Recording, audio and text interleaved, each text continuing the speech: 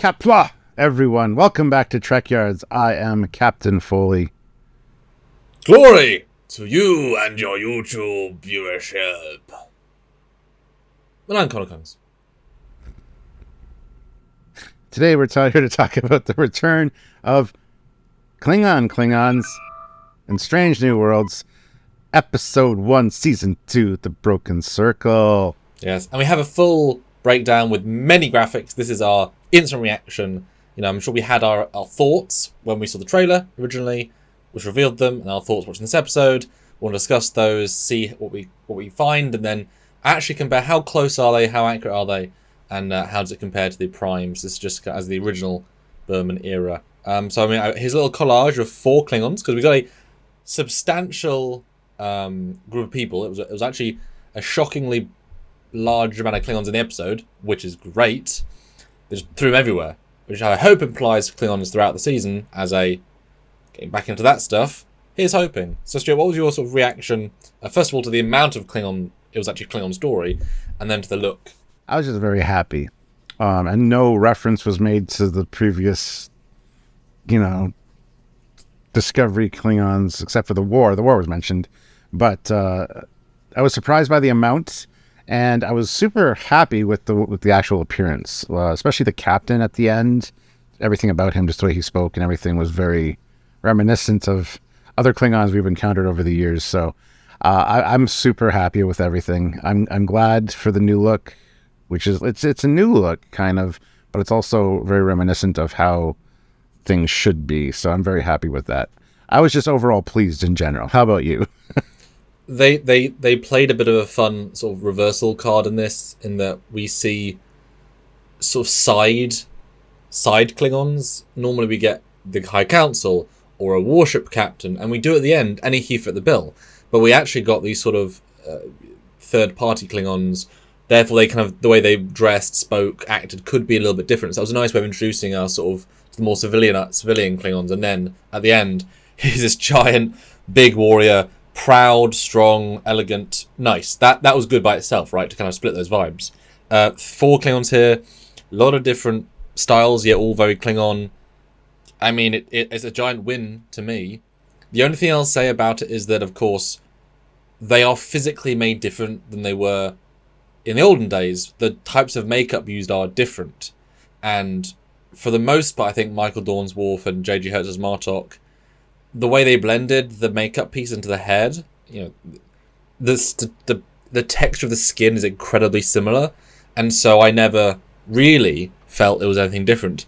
These 4 Klingons are an interesting side step of the process. They're using different materials now and painting them, which for most aliens it works really well. For me, if you look at the captain on the right, the bottom right, his head, and he's the first one we saw, feels extremely rubbery, and it feels like a guy with stuff on his head. Very fake, right? Looks great as a Klingon design, but the skin, the texture of the skin feels incredibly fake. Which is interesting, because then this guy on the top left, extreme close-up, gorgeous. Really good skin texture. I think that's almost flawless, right? So I'm intrigued that we already see a disparity. You know what I mean? I was intrigued by that. And obviously, bottom left, huge amount of specularity, which is very... he's sweaty and putting fake sweat on.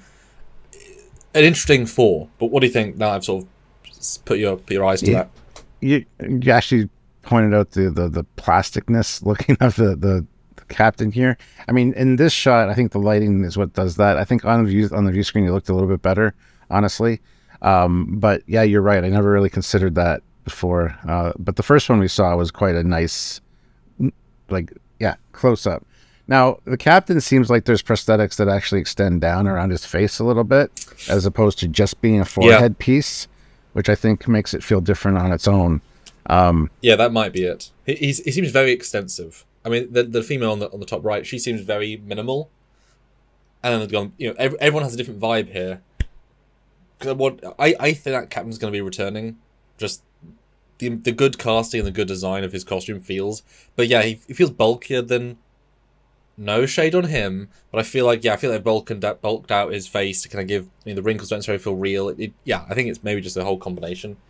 It's closer to what they were in season 1, where it was an entire face of prosthetic. Of course, it doesn't look real because it's a giant phase of prosthetics, whereas in TNG, Voyager, DS9, Enterprise, it's cleverly applied additions.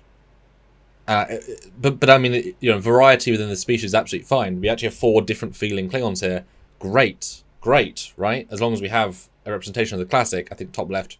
The ridges, I think, overall are really cool. The one that kind of stands out to me is the female. It looks very much like a tortoise shell on her head. But as we know with Michael Westmore, he took organic shapes such as spinal columns and stuff like that to incorporate into the look of the ridges to make them look organic and natural. So I have no problem with that kind of look, and I want to see more variety. It seems like there's lack of variety here almost, because the 2 bottom ones are quite similar in their design. It felt like there was a lot of variety, but now I'm putting these 4, and these aren't necessarily the random 4, these are 4 hero ones. There are more to show, and we'll look at them later. But yeah, the bottom 2, they aren't the same, but they are of the same ilk, and it feels closer. And even the top 2... you've even got the spine or the kind of curved drawing.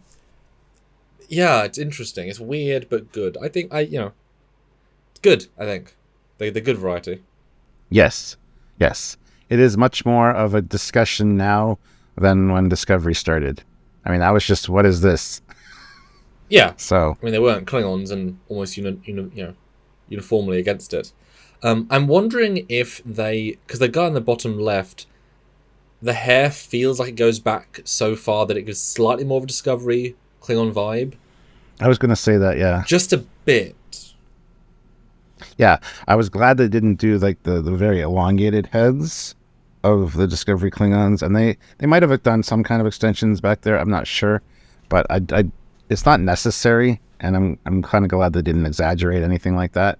So no, this is a real return to form, which is nice. They also haven't done the sensor nodes in the neck with the entire neck of bubbles and holes, which of course you all remember from Discovery Season 1 and 2, that's what Klingons have always had.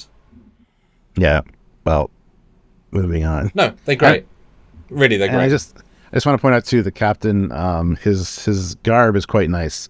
I love that the gold sash, which is very reminiscent of the TOS Klingons.